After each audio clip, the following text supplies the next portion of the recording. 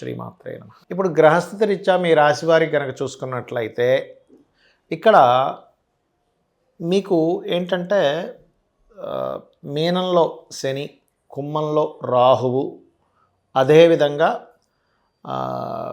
వృశ్చిక రాశిలో ఉండేటువంటి గ్రహాల్లో ముఖ్యంగా ఇప్పుడు రవి, కుజులేమో ధనస్సులోకి వచ్చేస్తున్నారు మనకి ఈ పక్ష ఫలితాల్లో 16వ తేదీ నుంచి.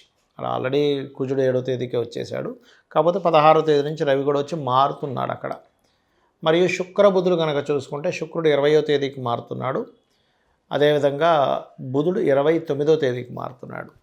ఇక కేతువు సింహరాశిలో ఉన్నాడు. అయితే మీ యొక్క రాశి వారికి ఈ యొక్క గ్రహస్థితి రీత్యా ఎటువంటి విషయాల్లో మీకు బాగా కలిసి వస్తుంది గుర్తుపెట్టుకోండి. ఏ ఏ విషయాల పట్ల మీరు జాగ్రత్త వహించాలి. ఇక్కడ ఒకటే జన్మజాతకంలో ఇలా ఉంది అంటే ఈ జాగ్రత్తలు వహిస్తే సరిపోతుంది అనేటువంటి అంశాలు.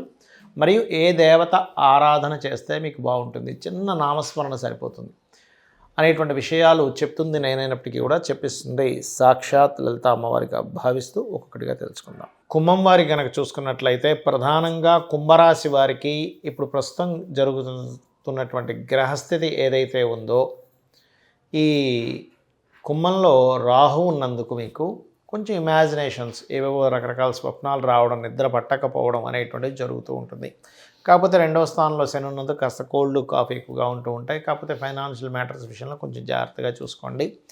మరియు అదేవిధంగా వ్యాపార లాభాలు చక్కగా వస్తాయి. లాభస్థానంలోకి అధిక గ్రహాలు వస్తున్నాయి కాబట్టి అందులో ముఖ్యంగా రవి కుజులు లాభస్థానంలో ఉండడం అనేటువంటిది చాలా చక్కటి ఫలితాలు. కాకపోతే కొంచెం ఏంటంటే ఇక్కడ ప్రాపర్టీ లాభము, ప్రాపర్టీ విద్యా లాభాలు, అదేవిధంగా ఇట్లాంటివన్నీ ఉంటాయి, అందులో ఎటువంటి సందేహం లేదు. కాకపోతే ఏంటంటే ఇక్కడ గమనించినట్లయితే సంతానం కోసం చేసే ప్రయత్నంలో కాస్త జాగ్రత్తగా ఉండాలి. షేర్ మార్కెట్ జోలికి మాత్రం అస్సలు ఎట్టి పరిస్థితుల్లో వెళ్ళకండి దయచేసి. మరియు వివాహ ప్రయత్నాలు, పార్ట్నర్షిప్స్ విషయాల్లో కొంత జాగ్రత్తగా ఉండాలి. లగ్నంలో రాహు, సప్తమంలో కేతు ఉన్నందుకు, మరియు అదేవిధంగా గమనించినట్లయితే దశమంలో బుధ శుక్రులు ఉంటున్నందుకు.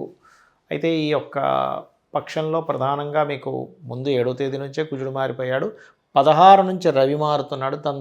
తద్వారా ఏంటంటే కొంత ప్రమోషన్స్ కోసం చేసే ప్రయత్నాలు కూడా సఫలీకృతం అవుతాయి. కాకపోతే ఆ యొక్క కుజుడు రవి ఇద్దరు కలిసి మరొక మీన రాశిలో ఉండేటువంటి శని మీద దృష్టి ఉంటుంది.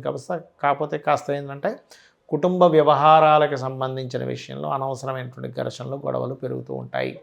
ఇక మరొక విషయం ఏంటంటే ఇక్కడ గమనించినట్లయితే లగ్నంలో రాహు ఉండడం, దశమంలో శుక్ర బుధుల యొక్క సంబంధం అనేటువంటిది ఏంటంటే కాస్త వ్యాపారాలు చేయాలి, వేరే వేరే ప్రాంతాలకు వెళ్ళి వ్యాపార అభివృద్ధి చేసుకోవాలనేటువంటి ప్రయత్నం ఎక్కువగా జరుగుతూ ఉంటుంది.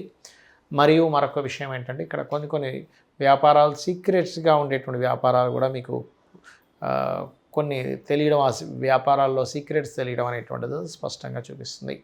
అయితే మీరు ఎక్కువగా కాలభైరవ అష్టకం చేసుకోవడం ద్వారా ఫైనాన్షియల్ గ్రోత్ ఉంటుంది. మరియు ఓం ధర్మాధ్యక్ష ధనాధ్యక్ష ధనధాన్య వివర్ధనీయ నమః అనే మంత్రము గోవులకి కాస్త బెల్లము, అరటికాయలు ఎక్కువగా తినిపిస్తూ ఉండండి, గోధుమ రవ్వ. మీరు దక్షిణామూర్తి యొక్క ఆరాధన చేయండి, తద్వారా అన్ని విధాలా మీకు బాగుంటుంది. ఇప్పుడున్నటువంటి గ్రహస్థితికి మీ యొక్క జన్మజాతకంలో కనుక ఇప్పుడు చూడండి పాపగ్రహాల యొక్క సంబంధం అధికంగా ఉంది. అయితే మీ జన్మజాతకంలో ఏ భావం బలంగా ఉందో ఆ భావానికి ఎటువంటి ఇబ్బంది ఉండదు. అంటే ఎలా తెలుసుకోవాలి అంటే ఒక పర్సనల్ చార్ట్ చూసినప్పుడు లగ్నం కనుక మంచి శక్తివంతంగా బాగుంది అంటే ఎట్టి పరిస్థితుల్లో మీకు ఇబ్బంది రాదు అని అర్థం చేసుకోవాలి. అంటే ఏమిటి, లగ్న బలము అంటారు. దాన్ని ఎలా బలం చేసుకోవాలంటే మీ లగ్నాధిపతి ఎవరు, దానికి సంబంధించిన అధిష్టాన దేవత ఎవరైతే ఉంటారో అధిష్టాన దేవత సంబంధమైనటువంటి అనుష్ఠానం తీసుకోవడం మంచిది. దాని ద్వారా మనిషి ఎదుగుదల ఉంటుంది. ఇక ధనాధిపతి, మీ జన్మజాతకంలో ధనాధిపతిని బట్టి మీకు ఏ వైపుని మార్గం ఉంది అంటే ఏ వైపుని వెళ్తే మీకు గృహ సంబంధించినటువంటి విషయంలో కానివ్వండి, అంటే ధన సంబంధించిన విషయంలో కానివ్వండి, అంటే గృహం అనేటువంటిది 4వ స్థానాన్ని చూస్తాము. అయితే ధనము ఏ రూపంలో ఉంది మీకు, ప్రతి ఒక్కరూ కూడా ధనవంతులే, కాకపోతే వాళ్ళకి ఏ రూట్లో ఉందో తెలియకపోవడం మూలంగా ఆ ధన సంబంధించినటువంటి విషయాలలో కాస్త ఇబ్బంది అనేటువంటిది ఎదుర్కొంటూ ఉంటారు, గుర్తుపెట్టుకోండి. అలాగే మరొక విషయం ఏంటంటే ఇక్కడ గమనించినట్లయితే ఇక్కడ ఈ యొక్క స్థానం ఏదైతే 4వ స్థానాధిపతి రెండవ స్థానాధిపతి నాలుగో సంబంధం కలిగినప్పుడు వాళ్ళకి ప్రాపర్టీస్ మూలంగా ధనం రావడం ఇట్లాంటివి కూడా జరుగుతుంటాయి. అయితే మీరు ఎప్పుడూ కూడా మీ జన్మజాతకంలో 3వ స్థానం కనుక బాగుంది అన్నప్పుడు మీరు చేసే ప్రయత్నాలు సాఫీగా అవుతాయి. అలా కాకుండా ఇప్పుడుండే గోచారం కనుక మీ 3వ స్థానాన్ని ఎక్కువ కనెక్ట్ అయితే మీ జన్మజాతకంలో 3వ స్థానంలో ఏ గ్రహం ఉందో ఆ గ్రహానికి సంబంధించిన పరిహార మార్గం చేసుకోవడం వల్ల మీరు చేసే ప్రయత్నాలు సక్సెస్ఫుల్గా అవుతాయి. చాలామంది ప్రాపర్టీస్ కొనుగోలు చేసేటప్పుడు కూడా అసలు వాళ్ళ పేరు రీత్యా ఎటువంటి డైరెక్షన్లో ఉంటే బాగుంటుంది అనేటువంటి తెలుసుకోకుండా ఏదో రఫ్గా అందరికీ తూర్పు ఉత్తరం బాగుంటుంది అంటారు కదా అనేటువంటి దాంతో తీసుకుంటూ ఉంటారు. అలా కాకుండా పర్టికులర్గా ఏంటంటే ఇక్కడ గమనించినట్లయితే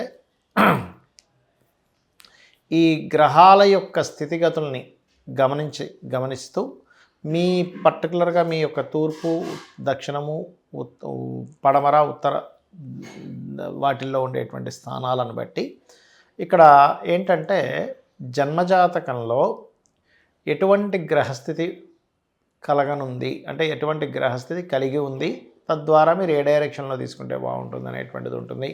పంచమ స్థానాన్ని బట్టి మీరు ఏ దేవతను ఉపాసన చేసుకోవాలి, మీ యొక్క సంతానం యొక్క లైఫ్ ఎలా ఉంటుంది అనేటువంటిది కొంతవరకు మీ జాతకంలో కూడా తెలుస్తుంది. వాళ్ళ పర్సనల్ చార్ట్స్లో కూడా తెలుస్తాయి క్లియర్గా అయితే.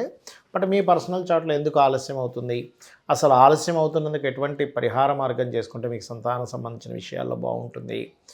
మరియు అదేవిధంగా గమనించినట్లయితే 6వ అధిపతి అంటే మీకు ఎందుకు అప్పులు ఎక్కువగా అవుతున్నాయి, ఏ సమయంలో మీరు అప్పు తీసుకోవడం మూలంగా మరింత అప్పుల్లోకి ఇరుక్కుపోతారనేటువంటిది కూడా జాతక చక్రంలో ఉంటుంది. ఎలా అంటే మీకు కనుక 6th హౌస్ నెగటివ్ ట్రిగర్ చేసేటప్పుడు ఎవరైనా అప్పులు చేస్తే కనుక వాళ్ళ లైఫ్లో ఇంకా అప్పు తీర్చుకోలేని స్థితిలోకి వెళ్ళిపోతూ ఉంటారు. బాగా లోతులు ఇంకా ఇవమ్మేసి రావుతూ ఉంటుంది. కాబట్టి అలాంటి సమయంలో ఎటువంటి పరిహార మార్గం తీసుకొని క్లియర్ చేసుకోవచ్చు.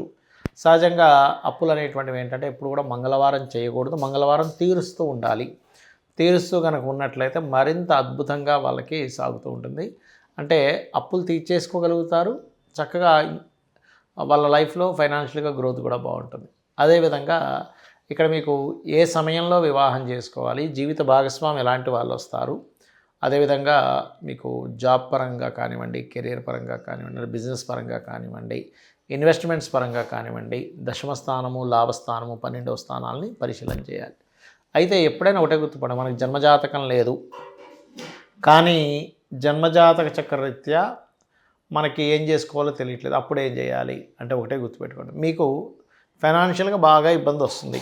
ఓం సంపత్కరీ సమారూఢ సింధుర వ్రజసేవితాయే నమః. అదేవిధంగా మరొక విషయం ఏంటంటే కొంతమందికి సంతాన సంబంధించిన విషయాలు ఇబ్బంది ఉంటుంది. అలాంటప్పుడు దిగంబర శ్రీ పాదవల్లభ దిగంబర అనే నామస్మరణ ఎక్కువగా చేసుకుంటూ ఉండాలి. అలా కాదండి నాకు పలానా వివాహ సంబంధించిన విషయంలో ఎక్కువగా ఇబ్బంది ఉంది అంటే వివాహం అవ్వకపోగా అయినా సరే కొంతమందికి ఇబ్బంది ఉంటుంది. అలాంటప్పుడు ఆ వివాహం అవ్వట్లేదు అనుకునేటువంటి వారు ఓం కామేశబద్ధ మాంగళ్య సూత్రశోభిత కందరాయై నమః. వివాహం అయి కూడా నేను ఇబ్బంది పడుతున్నాను అనుకునేటువంటి వారికి ఓం శివకామేశ్వరాంకస్త శివా స్వాధీన వల్లభాయై నమః అనే మంత్రం చేసుకుంటూ ఉండాలి.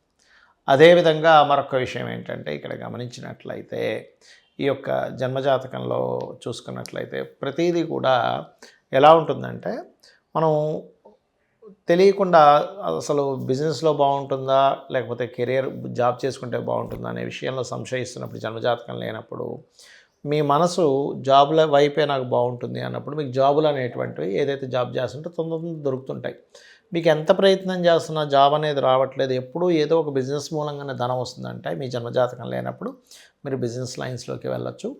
అలాగే ప్రశ్న వేసుకొని కూడా ప్రశ్నాశాస్త్రపరంగా ఏ బిజినెస్ మనకు వస్తుందో కూడా తెలుసుకోవచ్చు. అయితే మనకి ఇవేమీ తెలియవు అని అనుకునేటువంటి వారు జాబ్ పరంగా మంచి గ్రోత్ రావాలి అంటే కనుక మీరు ఓం మాణిక్య మకుటాకార జానుద్వయ విరాజితాయై నమః. అదేవిధంగా ఓం ఇంద్రగోప పరిక్షిప్త స్మరతూనాభజంగికాయై నమః అనే మంత్రం చేసుకుంటూ ఉండాలి. ఇవి కనుక చేసుకుంటూ ఉన్నట్లయితే ఖచ్చితంగా మీకు బాగుంటుంది, అందులో ఎటువంటి సందేహం లేదు. జ్యోతిష్ శాస్త్రాన్ని ఏదో మూఢనమ్మకంగా కాకుండా అదొక శాస్త్రము అంటే మనకి రూట్ చూపించేది అనేటువంటి భావంతో తెలుసుకుందాం. అమ్మవారి యొక్క అనుగ్రహాన్ని మనం పరిపూర్ణంగా పొందుదాం. శ్రీమాత్రే నమః.